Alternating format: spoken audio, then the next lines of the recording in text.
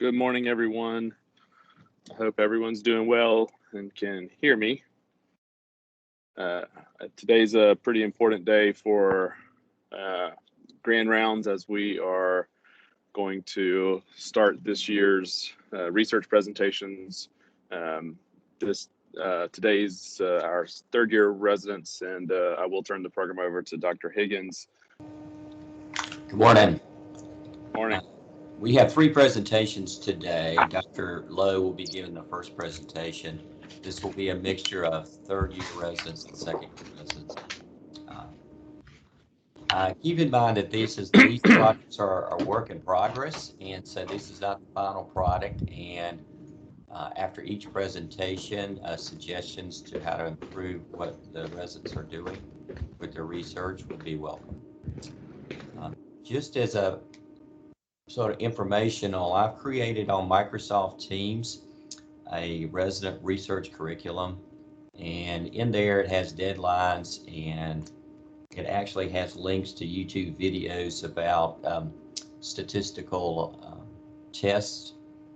And I've also included all the faculty as teachers on that, so you have access to that if you so wish. If I left someone off, I apologize, and just let me know. I've also created on there a medical student curriculum for research. We have probably, at least what I've identified, at least 6 students right now who would like to participate in research. So I've given them a few little assignments to do if they want to participate in research in our department. So with that, we need to share the screen with Dr. Lough so that she can give the first presentation.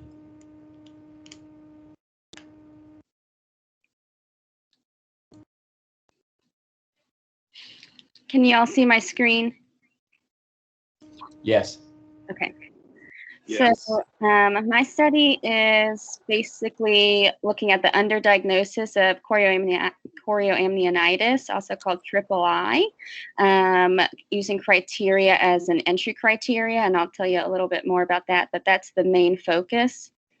As a background, the gold standard for diagnosis of III, which is kind of what ACOG is moving towards calling chorioamnionitis, III meaning intraamniotic infection inflammation.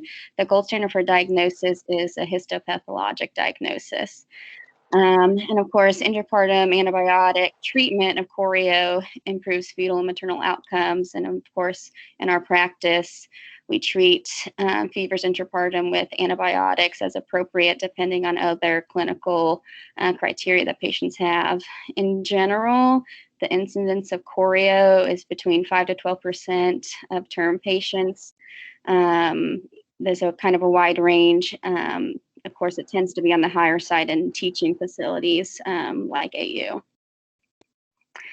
This is just a brief reminder of right now what the diagnosis of chorio is based on. So right now, the entry criteria that's recommended is a fever. So you can either have a fever, a one-time fever of 39, plus an additional criteria, or a persistent fever of 38. And then the other criteria that you need to have for the presumptive diagnosis is fetal tachycardia, maternal leukocytosis, or purulent fluid from the os. And of course, this is all a presumptive diagnosis of chorio III, again, because the gold standard is placental pathology. So the idea that spurred this project is a retrospective study that was done by Bariatric here that retrospectively looked at placental pathology and found that the diagnosis of a peripartum fever in the mom's chart didn't have a high sensitivity or predictive value in the identification of infection. So they found that moms who did or did not have a fever, that didn't strongly correlate as much as they expected with placental pathology or evidence of chorio and the placental pathology. So there's some other retrospective studies that show some similar data. There's a study from the Journal of Perinatology that showed that fever had a sensitivity of 42%, a specificity of 86%, and an accuracy of 61% for diagnosis of chorio. Fever plus maternal and fetal tachycardia only had a sensitivity of 18%. The specificity, of course, increases, and the accuracy doesn't change that much. The point of this is that the group of neonates, basically, that are going to be subjected to the inflammatory response associated with chorio, and in this case would be sort of missed or underdiagnosed chorio, that those neonates could potentially benefit from risk stratification based on other factors, including fever, and then considering either treatment of them in utero with chorio antibiotics, or considering additional monitoring postpartum for the neonate for neonatal sepsis. So the study is a prospective study of labor and delivery patients admitted to AU, and the overarching goal is to identify which factors are most strongly associated with true histologic evidence of chorio, with the sort of future consideration or big picture ideas, the development of a risk calculator that could be used in practice to predict basically which moms and their infants are at the highest risk of chorio based on different risk factors.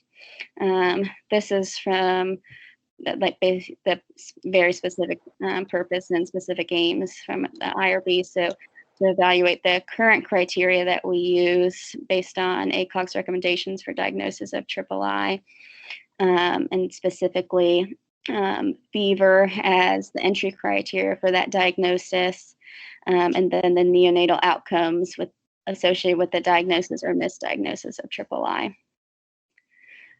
So right now, my IRB needs to be re-evaluated as far as its statistical analysis. The IRB office indicated that my statistical analysis basically was very poorly outlined, so that is the next step. It's likely going to need to study, probably prospectively, around 6 months of L&D patients who are admitted. I do plan to recruit a medical student, but I haven't done that yet because I don't want to commit them to something that's not actively starting. So I do plan to help have them help when that is finally approved and we're able to start. And that is it.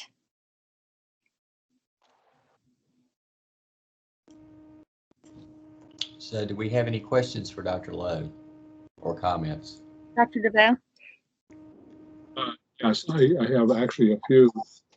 Number one, do you have or have you been able to determine how often placentas are actually sent to pathology and evaluated in patients with presumed intrauterine infection? Yeah, for patients that we diagnose with chorio here, we always send the placenta, or presumed chorio. We always send the placenta. Okay, and well, I guess the second thing is who in pathology actually examines those placentas?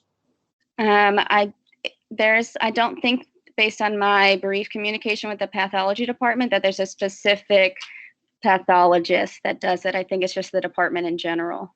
The reason that's important is because you have to have consistency in looking at both the membranes and the cord and the placenta, and it's better, to have maybe one or two pathologists involved, because otherwise you're going to get results that are all over the place, and you won't have data that's actually usable. Okay. The second suggestion is, do we actually know the incidence of chorioamnionitis, true chorioamnionitis here? So based on it would be difficult to say because we don't send all placentas right now, but it's around 4%, we think. So that's a fairly low percentage. So the question is, will 6 months worth of data give you enough patients to analyze? Mm-hmm. Yeah, so that's what I need to fix, and as far as my statistical analysis plan for my IRB to make it through. My final comment really is what you're really interested in is the predictive value of the various features that you're looking at, because sensitivity and specificity really deal with groups, whereas PPV deals with individuals. And I think that's something when you do your calculations, that's going to be the most important thing. If you call somebody with chorio and they don't have it on the placenta, that's a miss. And if you call them with chorio and they have it, that's a hit. So something else to just think about is maybe the most important thing you're going to do is, if you think the patient has chorio and you're treating her as such, how often using any of these criteria are you right, and how often are you wrong? Okay. Thanks, Dr. DeBow. Dr. Lehman? Yes, I have a question. I missed the beginning. I'm sorry, because my connectivity was really bad, so I missed it. But how are you determining your sample size? And you're collecting them prospectively, so you're checking, so you're going to have people with and without chorio. So what is your primary endpoint, and what difference do you expect? I mean, you have to kind of have some idea of that. Yeah, that's what that was not well described in my initial IRB attempt, and so that basically is the main thing that I need to figure out, how to appropriately power it for it to be approved. So what do you think? What major criteria are you thinking, and what differences would you expect? As far as what criteria are we looking at, like example? Well, what criteria do you think are going to be different between chorio? So maternal fever, we're looking at a lot of different factors. Of course, fever is the one we're kind of most interested in, but I'll tell you what factors we're looking at specifically.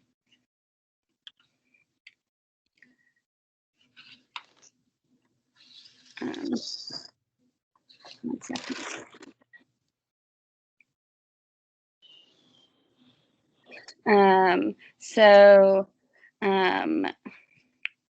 We are looking at, of course, the gestational age to see if that's related, maternal leukocytosis at admission, maternal heart rate, fetal heart rate.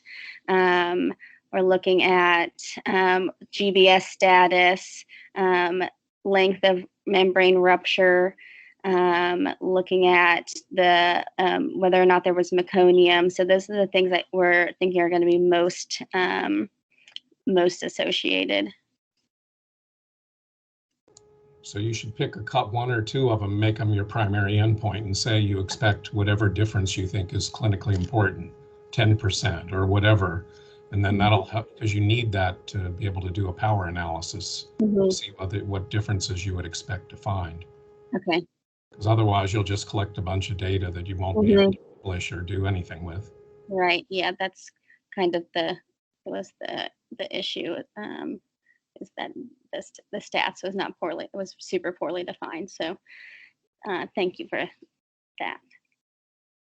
I know Dr. Titus raised her hand. She's next, I think. Do we all agree that we're going to have to send every placenta during that at least 6-month period?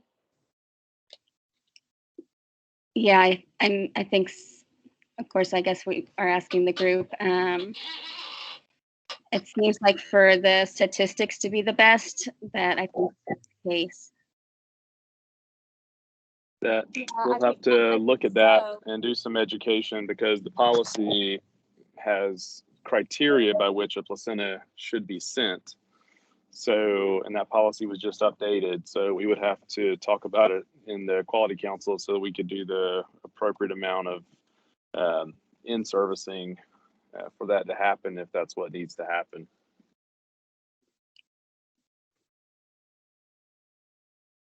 Is anybody else? Yes.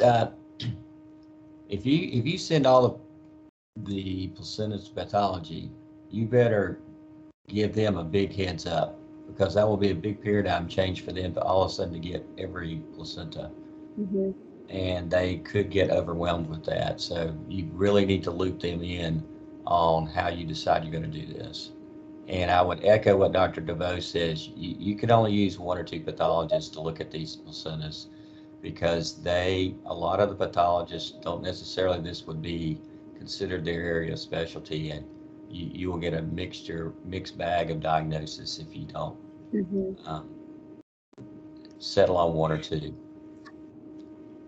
Yeah, I mean, I think if we go back to sending all placentas, it won't be too much of a change. We haven't been doing this for very long where we haven't been sending all placentas. So the pathologists have been used to seeing a bunch of them, but then you lose the ability to keep a consistent evaluator of your placentas that you want looked at. And I know that residents are also involved in looking at the placentas in the brief conversation I've had with them. So, of course, they don't make the final call, but I think I'll have to talk with them more about that too.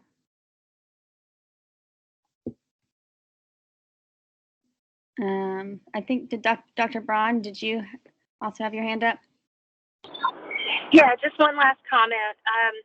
As far as the placentas go, I think I have a little bit of a challenge with sending every placenta, because we, number one, updated the policy. 2, it's not necessarily indicated. And so I guess one of the larger questions would be, who would pay for that charge for essentially an unindicated test on some of the placentas on patients who don't have an other indication as outlined by our protocol? Yeah, I talked with the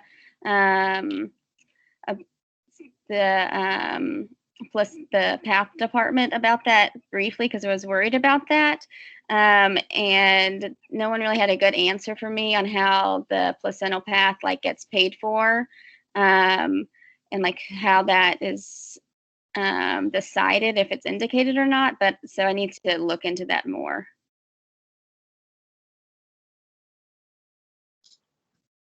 I have one more comment. That is, the way to get buy-in from pathology is to make 1 or 2 of the pathologists co-investigators. Yeah. Academic institution. They need to have notches on their CV belts as well as everybody else. And I think if you did that, if you recruited 1 or 2 of them, you would get more buy-in, and they would do it probably gratis for you. The current delivery census that we have, probably looking at somewhere around 700 placentas over a period of 6 months. Yeah, that's correct. And that, if you look at it on a daily basis, that's 3 to 4 placentas per day. So that's why you really need to get buy-in from just a couple of people there that want it, because you could probably publish this somewhere. There are enough journals out there, you could get this accepted, and then they would have a citation. Okay, yeah, that's great. Thanks, Dr. DeVoe. Well, I appreciate the feedback, and I think we'll move on to Dr. Childs. Right, let me get my slides pulled up.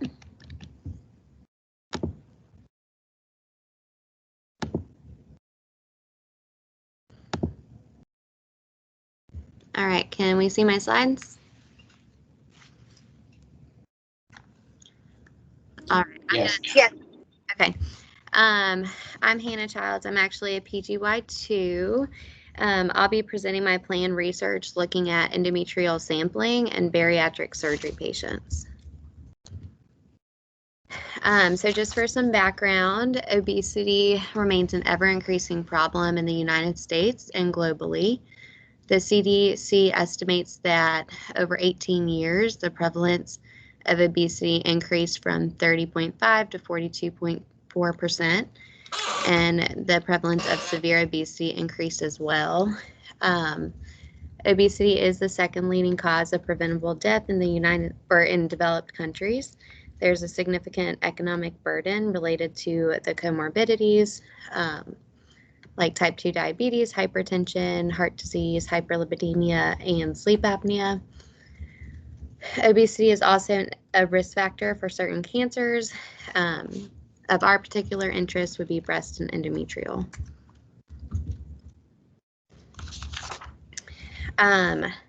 So looking at obesity as it relates to your OBGYN, so among non-pregnant adult women, the prevalence of obesity is 35.7%. Obesity is a common condition among reproductive age women. So, and these women typically or don't always go see another healthcare provider. And so it's important that we address these issues at their visits. A non-judgmental approach should be used, and it should start out with informal office counseling. And if that fails, then you can look at structured weight loss programs. However, there is limited long-term effectiveness of these modalities, so bariatric surgery is becoming a preferred option.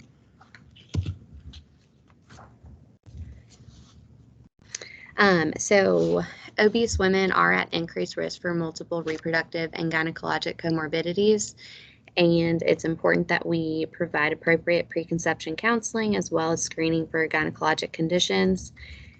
Specifically with OB, ACOG recommends preconception counseling and discussion of pregnancy complications such as gestational diabetes, gestational hypertension, preeclampsia, C-section, and postpartum weight retention, and then also fetal risk such as fetal macrosomia, congenital anomalies, preterm delivery, and stillbirth. Now looking more at the GYN side of things, it's important to discuss contraception as it relates to obesity, and then also being aware and discussing other conditions such as infertility and stress urinary incontinence, which are also more prevalent with obese patients. And then very importantly, appropriate screening for and management of AUB, often with endometrial sampling, is important. In women with unopposed estrogen exposure as seen in obesity because of the increased risk of premalignant lesions and malignancy.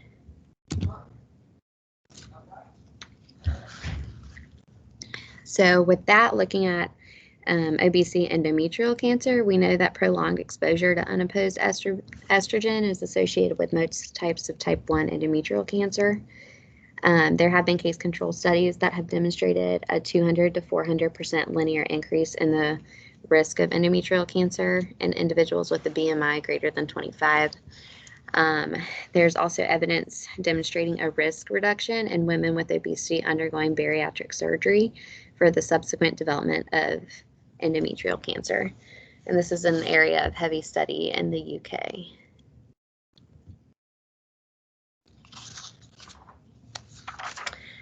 Looking at bariatric surgery in OBGYN, we know now that bariatric surgery is a proven safe method for weight loss and is good for long-term solutions and improved long-term survival.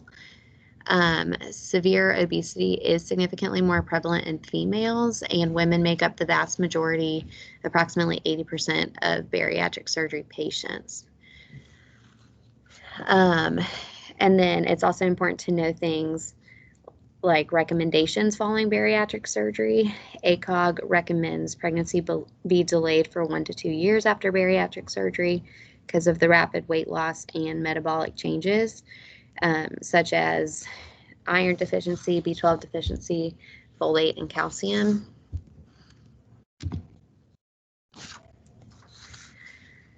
So with all of the interconnectedness between the two fields of OB and bariatric surgery, Dr. Hilton, who I'm sure many of you know, saw a strong need for better GYN care for her patients who often lacked OBGYN care, and when she screened them, they had numerous GYN complaints or needs. This led to the development of the Bariatric Women's Health Clinic, which is run by our Dr. Titus. And this describes a novel approach to the standard of care for women for female bariatric surgery patients by offering referral to her clinic.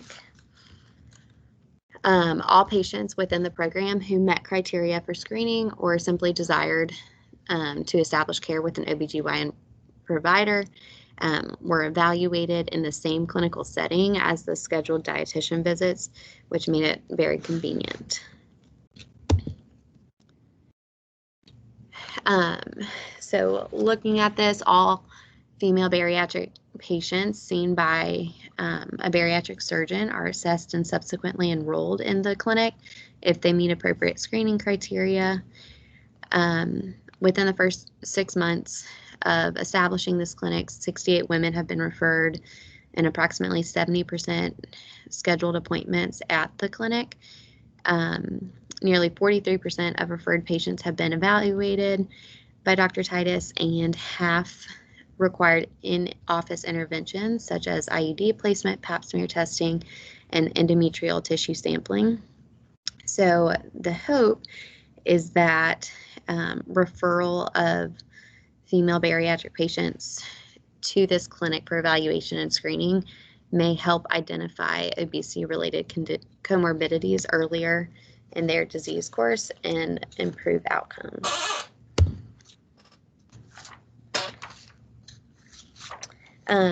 So the establishment of this clinic has led to my planned research project. My hypothesis is that appropriate referral to GYN from the Bariatric Surgery Center will improve detection rates of premalignant and malignant uterine lesions. And hopefully this will lead to a reduction in a high-risk population. Specifically, my question is, what % of patients referred to the GYN clinic from bariatric surgery undergo endometrial sampling? And then possible subsets and secondary outcomes include abnormal pathology, concurrent IUD placement, whether patients are pre-op or post-op from bariatric surgery. Most of these patients that get referred to clinic are pre-surgery. The patient population will be the bariatric surgery patients that are referred for routine screening or specific GYN conditions. And again, this does take place at the Bariatric Surgery Center, which has better equipment for these patients. So where does my project stand? The IRB is pending approval, so it has been submitted as of January 2021. We are still working on our data collection sheet, but that should be submitted soon. The overall IRB covers a retrospective chart review to identify barriers and deficiencies in OB and GYN care for bariatric surgery patients, including appropriate referral, screening, and counseling for obesity and nutrient-related conditions. It includes patients enrolled in the bariatric surgery program after 2016 going forward. And then, again, it's a retrospective chart review. So this IRB actually serves as the foundation for numerous research projects with a multitude of data that can be collected both before and after the establishment of the Bariatric Women's Health Clinic. So mine is covered under that. Questions?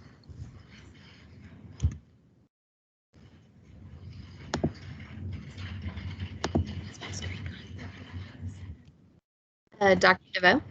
Yes, I think this is a very laudable project to do, given the data that we have as far as obesity and its complications go in our population, as well as that around the country and the world. I guess the question really is, are you looking, number one, are you looking for patients in a specific age group? Because that's going to be important vis-a-vis the abnormal conditions you're likely to find, and also in terms of the likelihood of your endometrial sampling being abnormal. And I guess you have to, again, think about what the indications for endometrial sampling are, because ideally, you'd like to sample everybody, whether they're symptomatic or not, to see if they have hyperplasia or premalignant lesions. So that would be something that'd be very worthwhile to find out. And would it not make sense as part of your overall assessment to looking at somebody with a BMI of over 40 to even recommend that endometrial sampling might be part of their overall assessment. Yeah, I think those are great points. Thank you. As far as the population, we are going specifically to look at adult patients and primarily reproductive age women, but there's no specific cutoff at this point as far as upper age range. I know, talking to Dr. Titus, a lot of patients who come into the clinic do meet criteria for sampling, and many of the women, just with being obese and being at risk, do end up undergoing sampling, and there are a few who don't. I'm sorry, I forgot the last part. Should we screen everybody? Oh, yes. And there was also some of the research studies that have been done so far, kind of looking at bariatric surgery and risk reduction of endometrial cancer, have suggested that endometrial cancer and endometrial hyperplasia could actually be one of the inclusion criteria met, like for patients to go get bariatric surgery, like one of the comorbidities, if that makes sense. So that has actually been proposed. Dr. Lehman? Yes. So you're planning on collecting data on as many people as you can get. Is that what the idea is, or are you trying to biopsy everybody who's going to be seen? So not everybody will be biopsied. Pretty much everyone in the bariatric surgery center at this point is being offered referral. And then of those who are offered referral, Dr. Titus determines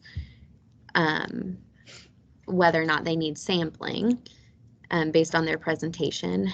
And then that specifically will be the number that we're looking at. Because I mean, I think what you're doing is a great idea. I mean, you'll collect a database, but I don't see a hypothesis. So like this you would have trouble getting funded by the intramural grants program or something, because I think doing the collection is great, but you have to try to think of something you're going to look at as a primary endpoint. And then you kind of collect all the patient data and you get better, you'll get more information and decide what to do. But I think, at least from what I'm getting, I don't see what your primary endpoint is in a study. Okay. Do you think it would be better to look at something like more specific, like abnormal pathology?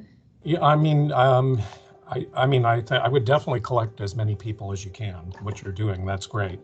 And you could pick something and say, well, what's the prevalence of endometrial abnormalities versus, you'd have to pick a control group, or, maybe people who have, not everybody who's real obese has irregular periods. So you could pick, regularly menstruating women versus amenorrheic women, or, pick some, you'd have to think about it. But I think it would be good to have some hypothesis. Okay, thank you. Dr. Titus? Dr. Titus? So I haven't really thought of that. I think it's a good suggestion to think about sampling everybody. It's kind of a hard sell getting people to volunteer for sampling if their periods are, regular as rain. But I mean, studies have shown, of course, that, the endometrial cancer, oftentimes is present several years before abnormal uterine bleeding even develops. So that is a reasonable thing for us to think about. And we could, like Dr. Lehman said, look at those people who incidentally more so are noted to have, pre-malignant or malignant disease, even with regular menstrual cycles, which would ultimately end up, queuing in benign GYN physicians to do more sampling than what we already do. So I think that's a good suggestion and something that we can certainly look into. I agree also, Dr. Lehman, that, you know, there's a lot of research and data that can come out of this clinic. And so it has made choosing kind of a hypothesis or a question for Hannah a little bit difficult. And because we're only in this is maybe our third or fourth month of doing this clinic, which is on a Friday twice a month in the Bariatric Surgery Center. We're just kind of in the early stages of how many patients we've seen so far, so we're not exactly sure what the data is going to look like, but that is certainly something that we can consider doing. I think that's a good idea. Is there anything been done on that note before we get to Dr. Jane, that's where someone's already looked at the incidental cancer diagnosis in this patient population? I mean, obviously we know it's a known risk factor and bariatric surgery is not new. So perhaps if that hasn't been looked at, maybe Hannah can look at the literature to see how much of this has already been done. That's a really good thought. I haven't seen any so far, but I will definitely look into that.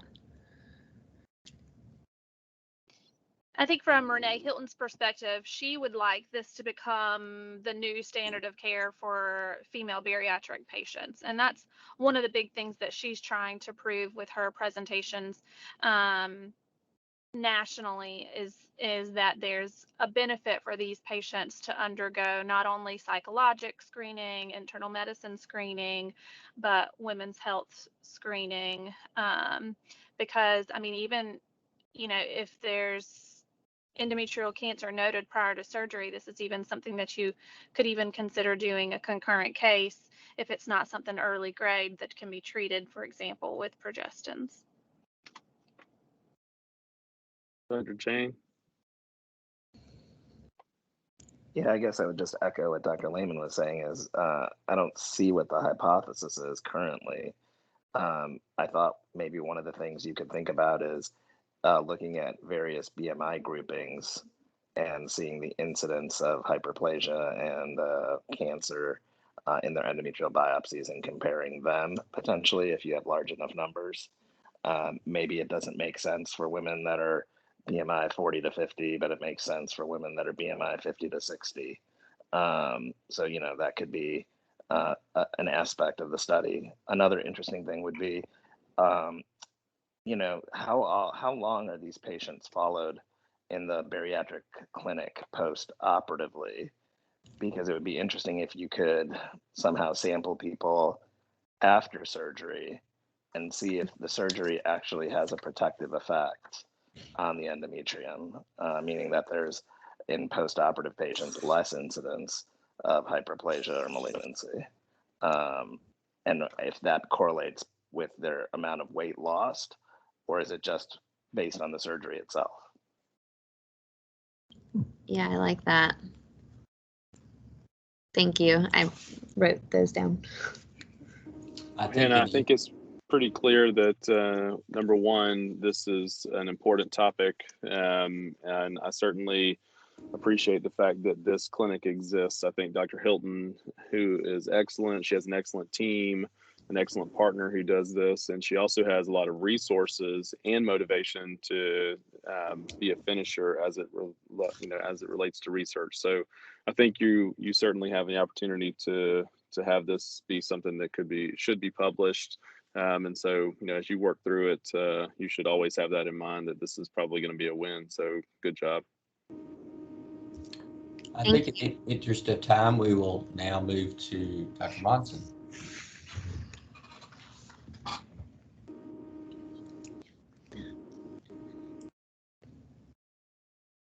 That one. Wait, no. Give me just 1 second while I pull this up.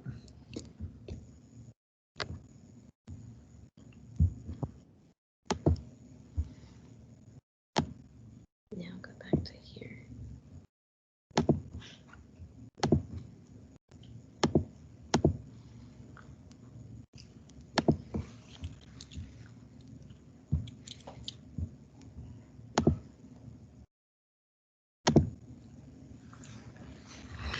right, so today I'm going to give a brief update on my research, which is focusing on curbing opioid use through our implementation of an enhanced recovery after surgery protocol, specifically for cesarean sections. So a little bit of background. The idea of the enhanced recovery after surgery pathway was really formed as an official concept kind of in Europe in the early 2000s. It was a collaborative effort between several universities across multiple countries, a lot in Scandinavia, and this was based on concepts explored during the 1990s, focused initially on improving the peri and postoperative care for colonic surgery patients. It included pre-operative care, including counseling, continued fluid intake and carb loading prior to surgery, decreasing the number of patients with bowel preps. It included perioperative care, including kind of the methods of anesthesia, reducing medication use perioperatively and immediately preoperatively, reducing interventions, including nasal and orogastric tubes, and kind of adjusting the method and type of incisions made. It included DVT prophylaxis, fluid management, and temperature regulation of the patients, and included postoperative care like multimodal pain management and early mobilization, feeding, and early catheter removal. They initially looked at the standards of care at multiple institutions and performed some collaborative research efforts. They were able to establish some standardized protocols for colonic surgery patients by about 2005. By 2009, that expanded to include rectal surgery, and by 2016, this had expanded to multiple surgical specialties, including ours, like gynecology and GYN oncology. This included societies and conventions and meetings on all major continents. The main benefits that they had found through all of their efforts were early mobilization, early feeding, improved bowel function after surgery, decreasing the surgical stress response related to surgery, and decreasing the opioid use. And one of the main outcomes for a lot of the ERAS protocols is length of hospital stay. Specifically regarding C-sections, institutions have begun implementing ERAS after cesarean protocols starting in about 2015, 2016, from what I can find. The main benefits that have been shown so far include many similar to other ERAS protocols, including earlier ambulation, earlier nutrition, less fasting prior to a surgery, so reducing this surgical stress response, increasing multimodal pain management, decreasing patients' opioid requirement while they're in the hospital, decreasing their opioid prescriptions on discharge, and decreasing length of stay. Not a really actual clinically huge significant amount by about 8 hours, but statistically significant shorter length of stay. And we here at the Augusta University Medical Center are currently preparing an ERAS for C-section protocol for implementation in the near future. The purpose and methods of this is really to evaluate the opioid use in our C-section patients. So to evaluate the impact specifically on outpatient opioid use before and after implementation of the ERAS for C-section protocol at our institution. It's going to be set up as a prospective observational cohort study, really fashioned after some good studies that have been done unrelated to ERAS protocols, but that have been done evaluating patients' opioid use at home after C-sections. These will include weekly phone interviews with patients to discuss their current pain and their current opioid use at home until the end point being their discontinuation of opioids at home. The goal is at least 6 weeks pre and 6 weeks post implementation of our ERAS C-section protocol. We hopefully will be able to get more than that, but at least that to be able to get this through the IRB before the implementation of this protocol at our institution. For our expected outcomes, through other studies, there has been shown a significant decrease in the amount of opioid use, or at least opioids prescribed on discharge. So we think that based on other studies, we'll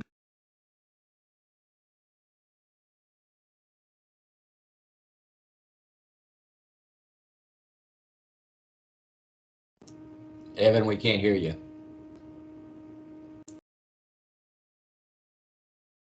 Sorry. So I'll just go back to this slide, sorry. So we expect that we'll be able to decrease our actual written opioid prescription amount on discharge by about 30%. That's what's been shown in the previous studies that have described other institutions' implementations of ERAS protocols for C-section. And our theory, this is kind of our big question, is how much we'll be able to reduce home opioid use. There have been studies that have described home opioid use after C-sections, but none that have described specifically home opioid use after ERAS protocols. The descriptions of ERAS protocols and the evaluation of ERAS protocols for C-sections have shown at least an inpatient decrease in opioid use by about 40 to 50%. So that is our kind of expected outcome, is that would carry over to home use because of all of the pre and perioperative management that we would have done for these patients. But these effects may be lower because we have had some elements of an ERAS protocol in place for some time. Like, for example, we do a fairly good job with multimodal pain management.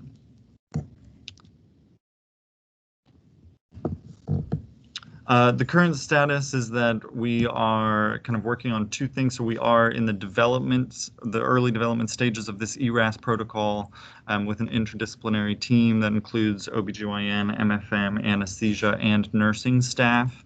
And we are still in I'm still in the preparation stage for my IRB for submission, but that should be in the next month or so for this. So sorry, I didn't include some of the information specifically about our patients and everything, but the goal and what has been used in other ERAS protocols is to include all of the women who will be having a C-section. Does not just have to be planned C-sections. These can be patients who have been laboring in the hospital and then have a C-section. Would not include emergent C-sections or people who were not able to go through the standard ERAS protocol. So these would be including people who got general anesthesia during their C-section. And this would also be excluding patients who are chronic opioid users. So this is kind of looking at opioid naive patients and their response to opioid use or response to the ERAS protocol. And these are some of our references and things that we're basing this study on.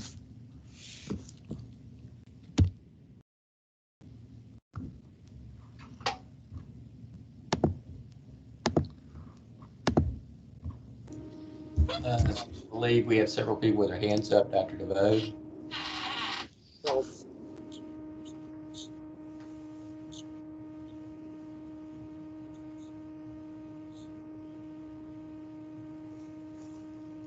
Sorry, Dr. DeVoe, we can't hear you. Can you hear me now? Yes. Okay. I don't see a hypothesis here, and I think you need to have one. looking at degree of decline in opioid use at home, set a level, and that'll give you some idea of how many patients you need to recruit to achieve that level. And you could probably use other models to give you an estimate also of size of your population. That's one point. Other point is who's going to do the follow-up calls to patients, because it's very important that you have a system for that, and that you'd obviously not include patients that didn't have usable phones. But that's something you need to think about, because that requires coordination also in calendars and timing and the whole thing. Yes, sir. Yeah, so it will be myself, and I'm hoping to have 1 or 2 medical students. I think with the level of, or with the number of C-sections that we do in a week, and kind of, I think we'll be able to handle those phone calls. We will obviously have to take into account the number of patients that we won't be able to follow up with very well. That's a good point. Yeah, I think our kind of level expected decrease in the outpatient setting we'll be setting at about 30%. And looking at that difference, and I think it should be a large enough difference that we should be able to see that through 6 to 8 weeks, but we'll go through and make sure that we think that we have enough patients with that. Thank you. Question: how are you going to measure opioid use at home? So it's going to be by actual number of pills taken per day. So that's why we need the weekly follow-up, so they can go through their pills and how much they're taking daily.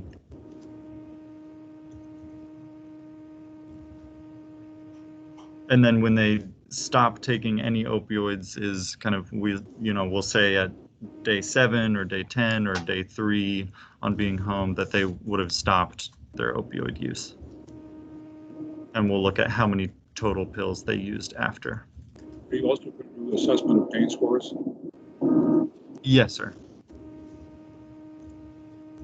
At weekly intervals. Mm-hmm.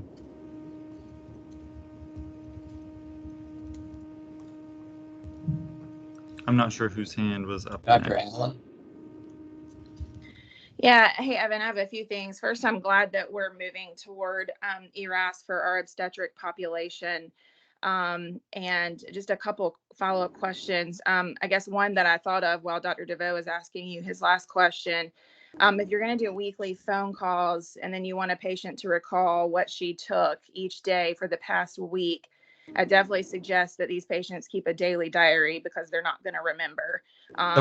They're sleep deprived and postpartum, you know how that goes. So certainly making sure that they're keeping up daily with what they're taking, and then what their pain score is when they take it.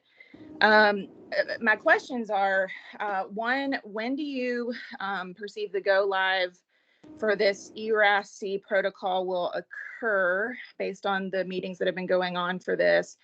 And two, for our GYN ERAS protocols, there are 2 nurse navigators in the institution who manage all the phone calls and prep for the patients identified as ERAS. So has there been any discussion about a nurse navigator for the OB population who will make sure that these patients are following the same protocol each time? And then, looking over the chart to make sure these things went through, because that's what our current navigators do for GYN. Any idea on that? Dr. Ray may be able to help me answer some of these questions. We had kind of our first real official meeting yesterday. I unfortunately was in a surgery for oncology. So I think we're still a ways out from this actually being implemented. Dr. Ray, do you have any insight to that? Yeah, unfortunately, yesterday I was too engaged in clinical affairs and missed the meeting. Dr. Braun did attend.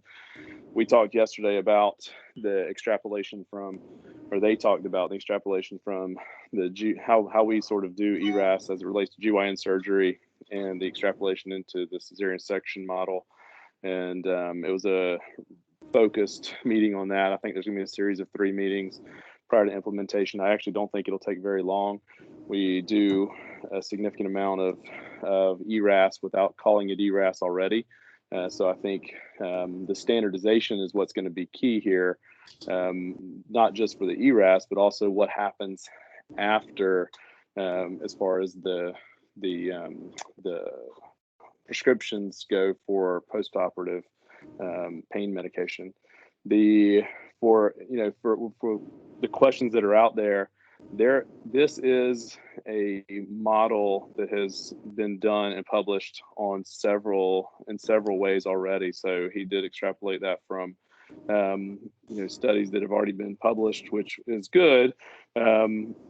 Understanding that they haven't necessarily been looked at for their merit by us, but also the idea that being able to call patients at intervals that has been, that as he decided to do this with the implementation pre and post ERAS for cesarean, that part of it has been done, and so there's a good model for that at least.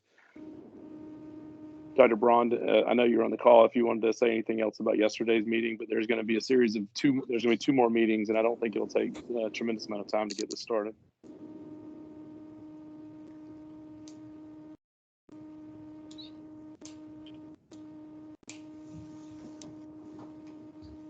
But we'll follow up with regarding like the nurse navigators and see if that is a feasible possibility to kind of tie this in.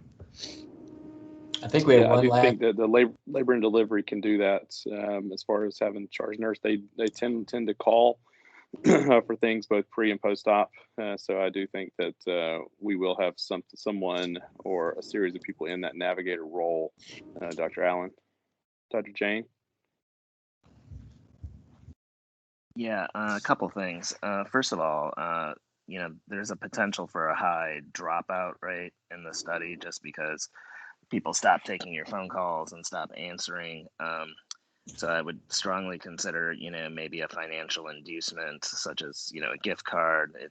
We found that gift cards, you don't even have to have a huge amount on the gift card to get somebody to follow through and do stuff.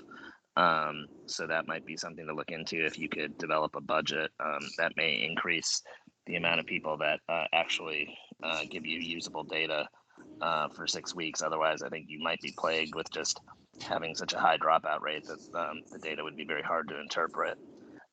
Also, once this ERAS cesarean is approved, are you going to have enough time to get your IRB approved so that you can have, enough preoperative or enough pre-ERAS patients to follow is one of my concerns, because if your IRB isn't in place, you can't necessarily be enrolling patients right now for the pre-phase and following them. So that's always something that is a little bit worrisome, because you're doing a pre-ERAS and a post-ERAS cohort. So that's something to think about as well. Yes, that is one of my worries as well, but we're trying to get there.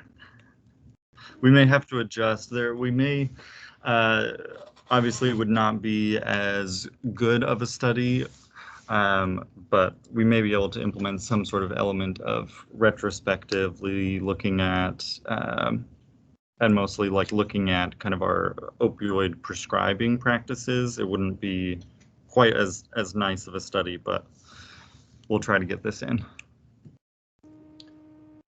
Well, I want to thank all the presenters and the people who commented, and hope everybody has a great day. Thank you.